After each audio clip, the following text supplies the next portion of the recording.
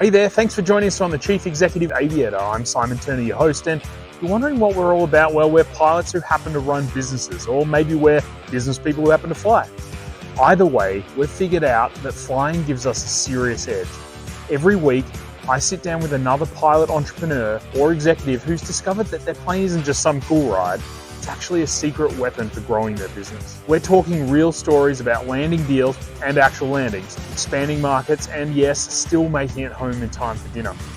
Whether you're already flying for business or you're just dreaming about it, you're going to hear some pretty amazing stories about how aviation changes the trajectory of lives and businesses every day. So get your pre-flight done. We've got a great conversation headed your way.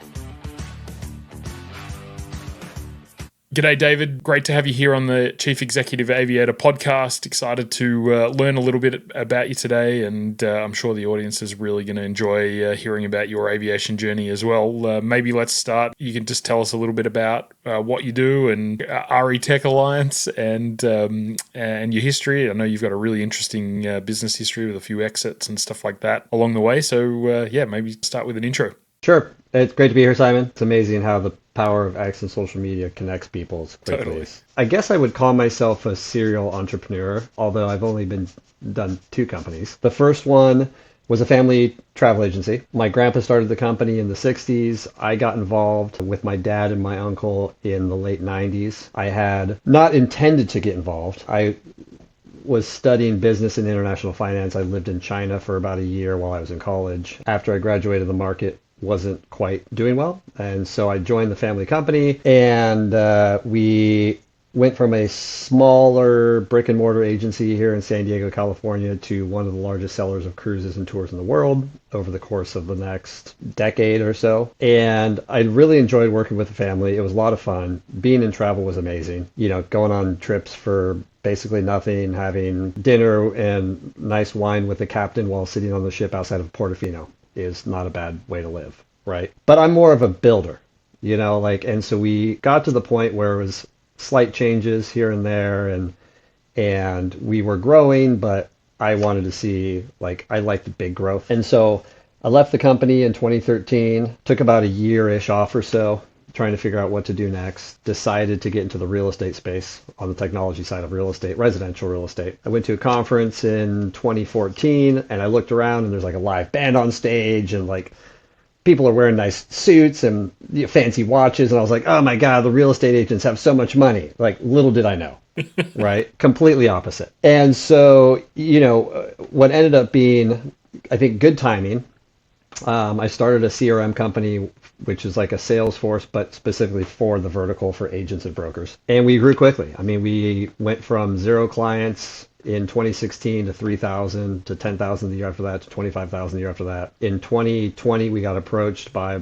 3 or 4 different companies for acquisition. The valuations were really high compared to 8 months later. And so I ended up selling the company in May of 2021, stuck on board with those guys for a year that acquired us. And then over the last 3, almost 4 years now, which is crazy to think because I had the company for 5 years and it's almost been 5 since I haven't had it. I've been doing advising and investing in still the prop tech space, right? Helping a couple other companies and basically navigating the industry and trying to, do things better and more efficient than me. How cool. What a fun journey and a quick turnaround to build a company and sell it in 5 years. It's a big feat. Took 8 and 10 years for me to do that in my two, but it's 5 years very quick. So hats off to you. Where in all of that did you become a pilot, or were you already a pilot before you went into that? Yeah. So my grandpa got his license in Hawaii, which is where they were living. They'd just moved from Washington. He saw an ad of a lady knitting, and then I think it was a newspaper ad. And then she put the knitting down and was landed the plane. And he's like, oh, well, if you could do that, then I could, for sure I could do it, right? And so he got his license. And then my grandma told my father that at 16 years old, he had to go to get his license to help his dad fly. Because my dad was super safe. My grandpa was safe, but more of a risk taker, right? He's a broad strokes guy. So my dad got his license when he was 16. And so I grew up with it forever. When I was 8 years old, My dad had a Mooney 231, the turbo model. I learned how to fly in that. I couldn't even see over the instrument panel. So I learned how to fly by instruments first. And then I think, as most people, I started when I was 16, ran out of money, went back when I was in my 20s-ish or so, got married. So that delayed that even further. And then finally finished it up about 12 years ago. And then ironically ended up buying a 1984 Mooney 231, just like my dad had, and yeah, and buzzed around with that. And actually, my dad hadn't flown in 30 years up to that point, and I got him back into flying, and so now he's flying again too. Cool. Is he still flying the Mooney, or has he got Nope. something else? Oh no. So he's flying a TBM now. Definitely a big upgrade. He likes to fly fast. It sounds like if he's gone Mooney and He then TBM. It's a big upgrade. It is, yeah. How Yeah. So good? I've been around it forever, man, and I love it. I mean, my first, ironically, I'm actually at the FBO right now, where when I started my real estate company, I was leasing one of the offices upstairs. I'm waiting for the weather to clear here, but I looked down at this carpet and I was like, oh my God, this is the same carpet that I saw, 12 years ago when I first started the company here. Sounds pretty much like every FBO Totally. across the country. I mean, there's a few that have got some nice upgrades, but and a lot of the small airport ones, the carpet's probably been there as long as the airport almost. So Oh yeah. Oh yeah. that's funny. And was there a time where you sort of realized, like, hey, I can actually maybe use this for business flying? Yeah, for sure. So in real estate, on the residential side, there's conferences all over the place, right? And then as I was starting the company, like I said, I selfishly got a spot upstairs so that when I was getting my instrument rating, I could go out and fly around for 2 hours and then go back to work without having to drive anywhere. And then after I got everything all like sealed up and this company started running well, I would, it was just efficient, right? So it was a little bit of I mean, flying is one of those things to where it's probably cheaper to take the Southwest flight, but it's more fun to take your own plane, right? It's helped in numerous cases, but yeah, I mean, as soon as I decided to focus on the real estate market, I picked out the conferences that I was going to go to, and at the time I had the Mooney, so most of them were west of Texas, right? And then went to San Francisco a bunch, Vegas for all the conferences, and used it quite a bit. And then I got so busy that I had to sell the plane because I just wasn't using it as much as it needed to be used, right? Cool.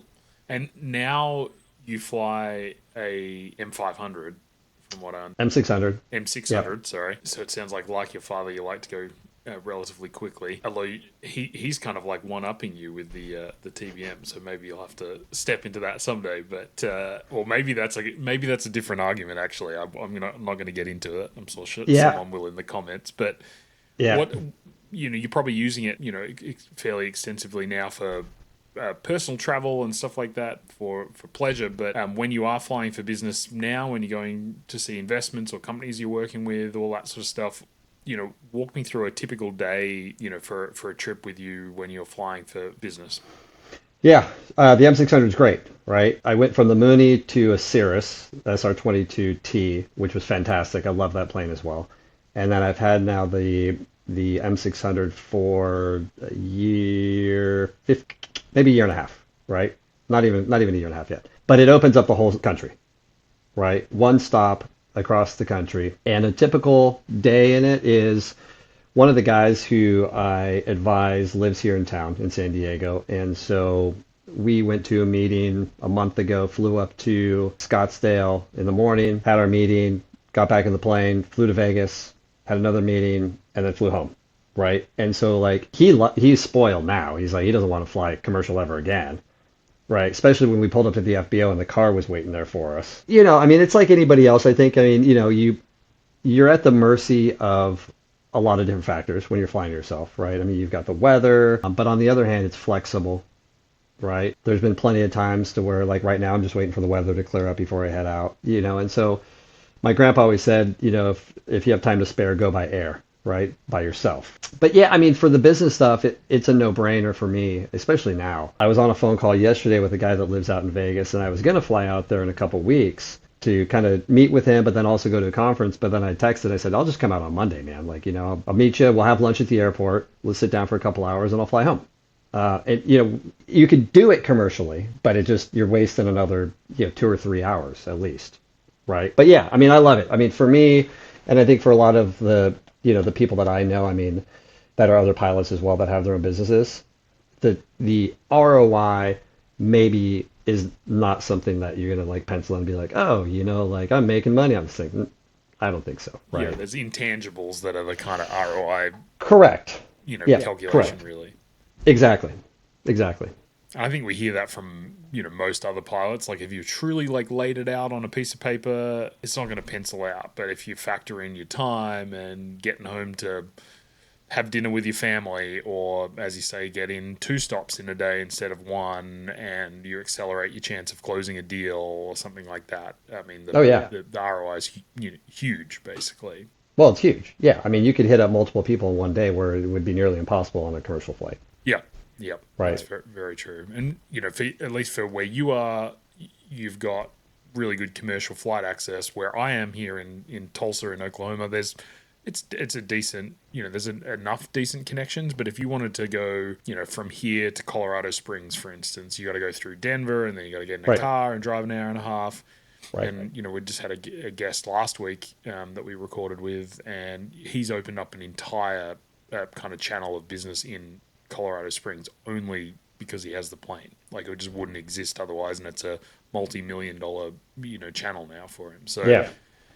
the ROI on that front can be huge. Was there anything sort of surprising when you first started to use aviation, for your business? Did it transform the business? Was there anything kind of like, other than the normal stuff, but was there anything sort of surprising? I don't know if there's anything surprising. I mean, like I said, I've been in a private small plane for most of my life, right? And I used to fly around with my dad when he would go to meetings. Like, so he would fly to Arizona and he would look at the time he was in the real estate business. And so for me, it was just natural to be like, oh, I need a plane in order to do business, right? Like it's justification, right? Like, do you need a plane to do business? No, right? Is it cool? Yeah, but it's also helpful. I think, again, there's not a surprise that I can think of about it because I've been around it so long. For me, it's a passion. Like, I just love it, man. Like I still go to all the Cirrus Copa trainings. I went to their annual migration and they all laugh because they're like, you don't even own one anymore. I was like, man, if Mooney was still around, I'd probably go to their functions too. Yep. But I just love it. And it's one of those things to where everybody you talk to, like, oh man, did you fly your plane here? Yeah, of course, right? I did, yeah, right? I mean, it's like, you always know a pilot because it's like he's going to take within the first 5 minutes, Yes, right? yes. For me, other people tell everybody else, right? They're like, oh yeah, Dave flew here. But yeah, I think the thing with the flying is that you could do it a lot, and to correlate it with business for just a second, right? It's helpful for business, but business is one thing where business you take risks, right? And flying you don't. And I think that's, a lot of people associate flying with like, oh, well, I'm not going to fly with that guy because he takes a lot of risks in business. Whereas me, I've been reading accident reports for nearly 40 years, right? In Flying Magazine. And so everything scares me. I was up at Oshkosh and at the EAA event, right? And I listened to a helicopter wake turbulence, as they called it, like seminar, and it scared the living hell out of me watching the video. So on the business side, I think it's just a matter of keep the training up and keep working at it because, there's always a different scenario. Like every time I get in the plane, nothing's perfect. And the same thing happens with business. But yeah, there's always, there's that, there's different weather, there's something new, like I didn't nail the landing. I was 1 knot off on where I wanted to. I was at 76 touchdown instead of then you start, it's like a golf swing, right? Initially, you have so many thoughts in your head. Yeah. Yeah, right? And then now it's like, now I'm getting to the point to where at the end of every flight, I look at FlySTO, and I analyze everything, right? Like I do a post briefing myself. And so, yeah, I just love it, man. If any excuse to fly is, just call me and I'll come hang out with you in Tulsa. Awesome. Yeah. I like that. I feel like quite a lot of pilots are like that. It's just like any excuse to get in the plane. Could have driven, but I'll get in the plane and fly. You talked a lot about safety, and I'll come back to that, the FlySTO thing. I just listened to a podcast with Max Trescott on the Aviation News Network, Newsweek News Network. Can't remember the exact name, but he had the founder on. It was super interesting, and I think it'd be a massive boon for GA safety having that sort of technology sort of flow in and become more ubiquitous. But tell me a little bit about kind of like what your pre-flight routine is. You've got an important meeting on the line, but you've got weather and you've got, you're tired or whatever, but maybe talk me through like how you make the decision to go or not, what sort of, I guess, safety measures you put in place to stop yourself from having to get there-itis. Sure. Yeah. I don't think I'm unlike most other pilots that are safe, right? Like what I always do if I have a meeting that is going to be like a Monday at noon, right? I've got that meeting in Vegas. I've already told the guy, this is assuming the weather's good, right? Something's not wrong with the plane. So I always preface every meeting with a caveat of, hey, just FYI, I'm going to fly myself, and if anything comes up, we're going to delay it. And everyone's like, yeah, okay, yeah, that makes sense, man. Like, we don't want you to, become like a smoking hole in the ground. And so, yeah, I mean, I'm doing all the same stuff that everybody else is doing. You're looking at weather. I learned over the last year a lot about those UT reports, and the charts and stuff, which is pretty cool. Impressing your friends on when you're taking off on a commercial flight and say, hey, we're going to break through the clouds at 8,000 feet, and then lo and behold, here you are. Just they think you're a magician, right? But yeah, I mean, the pre-flight briefing is what everybody else should do, right? You look at the weather. Are you feeling good? I've canceled many flights for numerous reasons where it just didn't feel right, or something, at the destination may be off a little bit, or it was a little too windy for the crowd. Like, I don't have a problem doing that, man. I don't care who I'm flying with. My family knows, like we may have to drive, or we're going to cancel, we're going to go the next day or whatever. And everyone's like, okay, right? Safety first. And then on the post debriefing, which I've really gotten into, using Flystow has been unbelievable. And the amount of features that guy adds is so great. They've got traffic in there now, and you can see the crosswind component and how fast you are over the fence. Like it's a beautiful program. And I think if I owned a flight school, I would require all of my instructors to debrief with their students every single time. I hadn't personally used it until, very, very recently, like only in the last sort of 4 weeks have I started playing around with it. But it's kind of in business, in my previous business in particular, we did a lot of like retrospectives after decisions that we had made and revisit it, and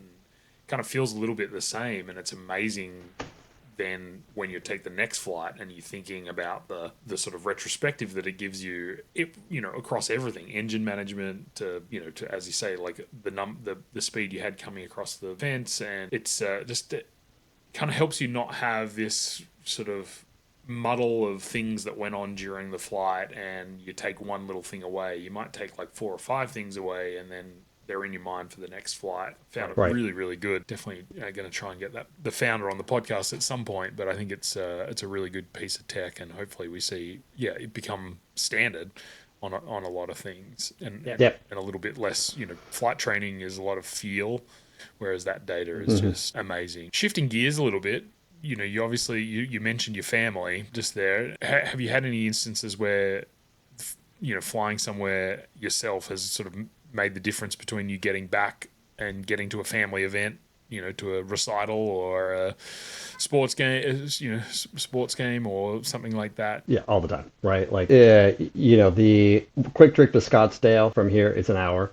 But it's an hour back, but you gain an hour on the time zone, and you basically land at the same time you take off. But yeah, I mean, even coming back from Florida in the M600, I'm back at early afternoon in time for dinner. And so yeah, I think that's where it's really understated in terms of the cost benefit of having the plane for the business purposes, is that you can do those types of things so that you don't have to miss out on my daughter's volleyball game that starts at 5:00 in the evening, because a commercial flight wouldn't have made it. And I think everybody understands that, who has a plane. It just opens up so many options for you to adjust the schedule, assuming the other person you're meeting with is able to do it as well. But I think, again, most of them are, right? Like, nobody wants you to fly into like a thunderstorm. I hope not.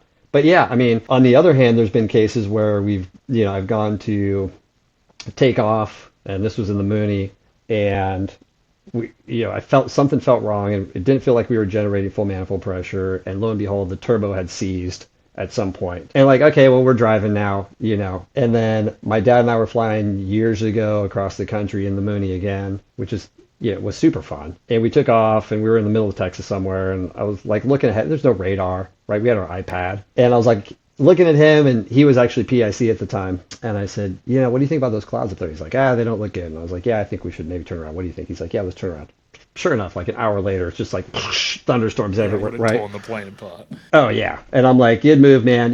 Like, because in Texas during the summer, everything just blows up like at 1 o'clock in the afternoon, right? Yeah, I mean, the ability to get home, like today, for example, I'm flying down to Mexico, gonna process some paperwork for the authorization down there, and I'll be home in time to, pick up my daughter from school.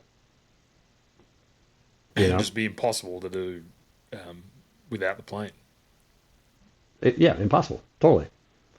Especially where I'm flying out of. Like I'm flying down to some little, San Felipe, Mexico. Like there's no, like 2 days a week there's a commercial flight, maybe. Yeah, maybe. I don't even know if there is. If it's Spirit or something like that, it's like a crapshoot whether you actually get back or not.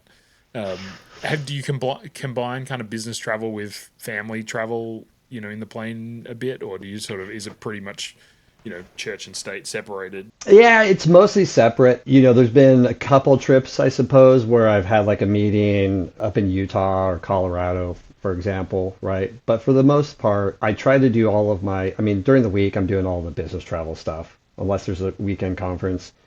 And then we'll go out and plan a weekend trip to, visit my mom, right? That lives out in Vegas. If you get 5 people on a plane, it's definitely cheaper than buying 5 airline tickets. Yeah. And so, like, I could take my sister and her kids, and but yeah, I try to keep it separate, because they don't want to be sitting there waiting while I have to go to some meeting for 4 hours, and I don't want them waiting either. And it's church and state. Yeah, totally. On the family side of things, you've obviously, you just mentioned Mexico, you mentioned Florida. Where's your favorite place to go fly with the family? Oh man, not Garden City, Kansas. That's for sure. Hey, this part of the country is not that bad. I landed there and I was like, where the hell There's am I? a lot of airports right? in Kansas where you feel like, where the hell am I? And it's just like, it's where they trained bomber crews back in World War II, and it kind of looks like it hasn't changed since then. That's what a lot of those airports look like. It's unreal, man. It was unreal. We've done it. We actually flown to Colorado Springs a few times. The Rocky Mountain Estes National Park that's up there was a beautiful trip. I've taken some friends down to Mexico. I'm going down to Puerto Vallarta. 2 weeks, less than 2 weeks, which I cannot wait for. I've never flown down there. We did South Florida, Key West area, which was amazing. What I also have a motorhome, an RV, not the plane RV, but the drivable one. And so what I try to do before some of these trips, right, to save time with the family, is take the RV, drop it off in, like we did in Colorado. I'll take a commercial flight back, and then a week later or something, pack up the family. Yeah, we'll land in Colorado Springs at Cutter Aviation up there, and we'll take the RV up. And so it's a logistical nightmare for me. Yeah. But the family loves it because we could just get out and hop in the RV and go drive for 4 hours. It's so fun, man. Like there's no way we'd be able to do this stuff. I mean, I'm really lucky. I'm blessed for like what we have, but like without the ability to get there and do all this stuff, like with the plane, like it would be tougher. I'd be sure, because long weekends, like you're not going to spend the 3 days driving there, and then it's just wouldn't work. Where's your favorite fuel stop if you're coming back from Florida? Where did you stop on the way back? There's usually an interesting, weird story about some crazy airport in New Mexico or something like that. Well, yeah, I mean, listen, New Orleans has some cheap gas, man, right? It's getting pumped straight out of there, so it's kind of... Yeah, I think it's Top Gun Aviation out in Hammond. It's like 3 something a gallon, and they're great, man. So I got a Starlink Mini, and I stick it in the front of windshield, plug it in, and as long as I'm going less than 250 knots, it works. Yeah, because you're on the maritime plan or whatever. Yeah, but so I have to have a headwind, or I'll just slow down. So like the last time we were coming from Florida, stopped there, or maybe it was going, one of the two, emailed, man, we had a 10-minute turnaround, fill up and out, right? Oh, and we got Uber Eats delivered too, right? They're waiting for you when you get there. It was perfect. Yeah. Yeah, that's a great little spot, man. Like I like supporting like the smaller little FBOs, and like there's nothing wrong with like having like a nice signature or something. You're like, when you're with somebody, you'd be like, wow, this is really great. But the smaller guys are cool. Austin's got a great one, Millionaire down in Austin. That place is amazing. But what I really want to do is go fly up to Alaska and get like some bush plane up there right? And like just land on like a riverbed and just camp for like a week, just cruising around. Like that's the trip I want to do. Yeah. Well, you can get up there relatively quickly in your plane, and then there's plenty. I think there's quite a number of places that'll check you out in a Cub or a Bear Hawk or something like that, so you can go take it around for a week. Have you done much off airport stuff, or is it just more of a dream one day? I want to do it. I keep talking to my dad. We keep every year we're like, hey, we're gonna go do it this year. We're gonna go do it this year, and so far we haven't done it. And he's he's 73. So you got to do it soon. So we got to do it soon, right? I was like, either I'm going to do it by myself or we're going to do it together. We might as well do it together, man. Oh, what a right? great father-son trip that would be. Go fishing, flying around. It would be. I had some friends who went up last summer and did got their float plane rating and then checked out in the float plane. Took that for 5 days or 4 nights, 5 days or something like that. Flew around and they had like predetermined sort of spots that they were going, but they could stop off and go. That big fly fisherman go fly fishing for a couple of hours. Saw some bears and stuff, which I think scared the shit out of them. But I think generally the rest of it was just amazing. And there's fuel at each stop, and it's all kind of it's a bit more bougie than really like just pitching a tent on the. Yeah, but that's cool though. Like as a first time for like I'd be okay with that too. Yeah, where you haven't got the time to kind of organize it all and everything like that. Yeah, you just pay someone else to do it. So that's a pretty cool bucket list trip to do, and particularly with your dad. What a special thing that probably can take us into the lightning round, and we'll spend the next few minutes kind of going through some different things. What's the fastest or your favorite aircraft you've ever flown? Let's do that one. I'm not gonna lie, I really love that little Mooney, man. 8.5 gallons an hour going 170 knots was not too bad. I guess the fastest I've flown is the one I have now. Well, that's not true. I guess the TBM that my dad has. What is the M600? What's its 270? It's regular cruise kind of speed. Yeah, 270. The M700 is about 300-ish, right? So they've got their 300 knot, which actually I guess I flew that one too. But I think the TBM was the fastest. For me, going fast is cool. I like the payload. I think that's important. It's really why I upgraded from the Cirrus to the 600. With the family, like you're probably topping out on the useful load all the time. Yeah, we could load everything up there, and we still got. You can still go longer than anybody else wants to. Yes, very true. Right, but and then there's the M600. It's a great plane, man. I love it. Yeah. Did you buy it new from the factory, or was it someone else owned it before you? So funny enough, my dad had bought it brand new in 2022. I was flying the Cirrus. I was like, hey man, I think I'm gonna upgrade. I need something a little quicker with more room. And he's like, well, why don't you buy mine? And I was like, all right, yeah, like great. And I'm thinking maybe I'll get a deal on it. He told me that I could buy it for $100,000 more than what he paid for it. Sounds right. Yeah. I'm like, you're successful. You can give me a bit of a kickback on the school. I was like, what are you talking about? Yeah.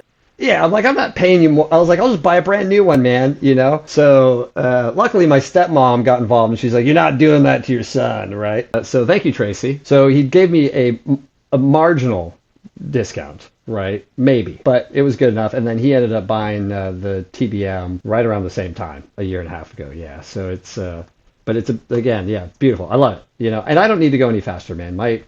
I think I'd love to have something like a PC-12 if it had the G3000 in it. Like that would be for me a much better plane than, even a jet, because I feel like with a jet you're just the destination. Like I like to have fun flying. Yeah, totally. And with the PC-12 you can just carry so much stuff and people, and then you upgrade to, if you want to go to a jet or something like that, you go and get a Mustang or something like that, and it's super tight. Yeah. And, people don't want to, more than 2 people don't want to be back there kind of thing. So yeah, I tend to agree. What's we talked about Alaska, but other than that, is there another dream aviation destination you have? You're going to Puerto Vallarta, which sounds like go to PV. I know that there's like these guided tours. There was a guy in the Cirrus group that takes a bunch of people down to like South America. Yeah, and so I would love to do that, and it's all like really well done. Right, you're staying at nice places, and he arranges all of the landing fees and everything. And then my dad just got done with a trip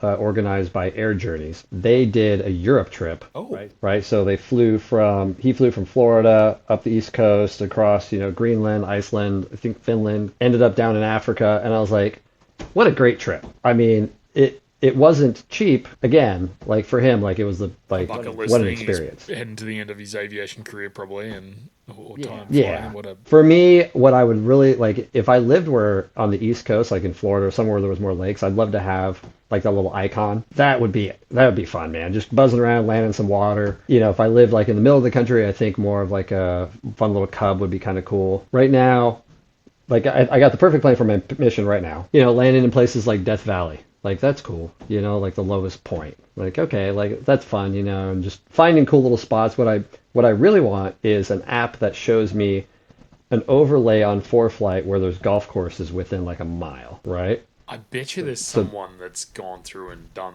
because you can get those little packs that people sell. Yeah, Got right, that right. stuff on it. I bet you there's someone out there that's done. Man, well, if you find one, let me know. I've looked around and like, because I know there's one that's like eat at the airport where you can like see the different restaurants. I want like a golf near the airport, right? You know what? In our part of the world here, there are so many courses you probably don't want to play, but so many of the munis are built around the golf. Yeah, The golf course like is around the airport, and there's one just north of here where you literally like land along the side of the seventh hole, and there's golf Yes. balls all over the runway because people have like Oh, so you've got to be that's a careful little you don't dangerous. suck up a ball into the into the prop. But it also, if you read the kind of the notes about the airport, it's like watch out for golfers and all this sort of stuff. Oh my God. So yeah, that would be a pretty cool overlay. We'll have to get you out here to Tulsa and go play Southern Hills at some point. It's Yeah.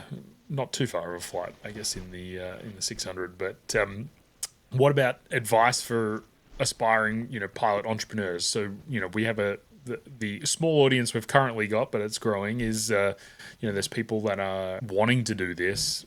They're entrepreneurs currently. They see how they could use it for their business. They're interested and excited by flying, but maybe what's some advice for aspiring pilot entrepreneurs that you would have, seeing you've been doing it for a while? Yeah, it's a balance, right? Like I said, when I first started my company, I bought that little Mooney and it was like 50 grand, right? And used it as much as I could to justify having it. But I think for me and for anybody, like if you're starting a company, you're running a company, I mean, you got to focus on that first, right?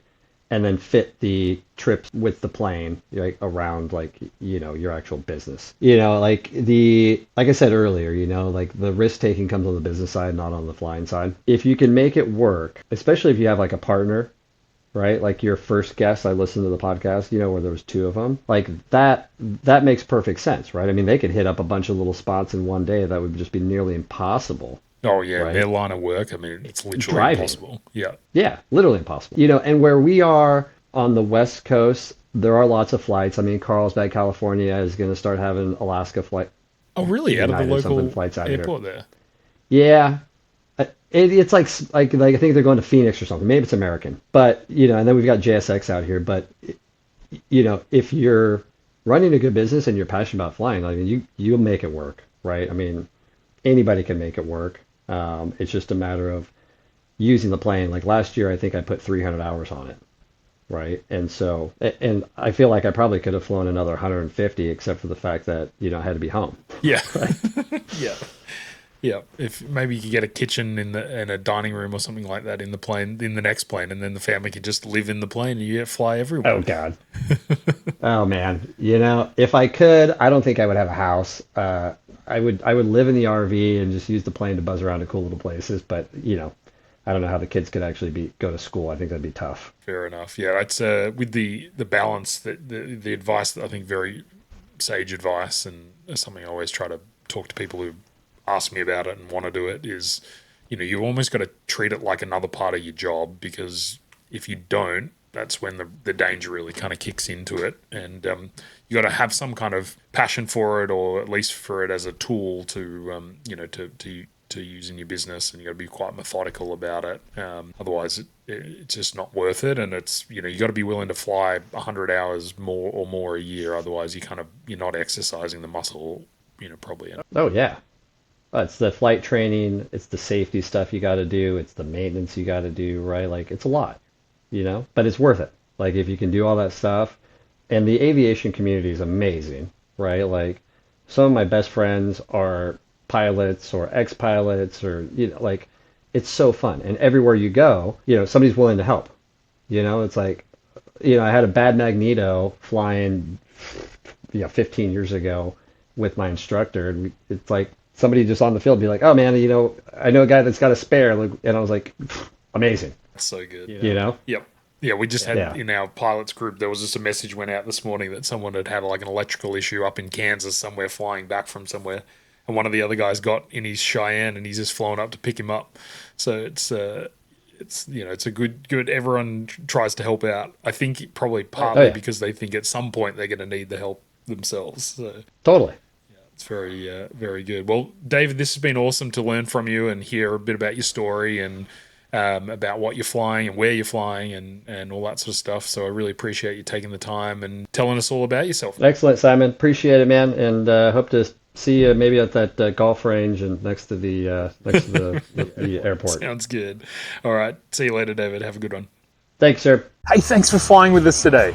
If you're getting value from these conversations with other pilot entrepreneurs and executives, do me a really quick favor. Hit that subscribe button or the follow button, depending on what app you're using, so you'll never miss another episode. And if you've got an extra minute and you loved us, drop us a 5-star review. Those reviews help other aviation-minded business folk find us, and honestly, they really just make my day. What about you? Have you got a story about using your plane to grow your business, or maybe someone you know? Well, shoot me a message on X at Simon G. Turner or at the Chief Executive Aviator podcast, or pop me an email, simon@turneraircraft.com. See you on the next Chief Executive Aviator.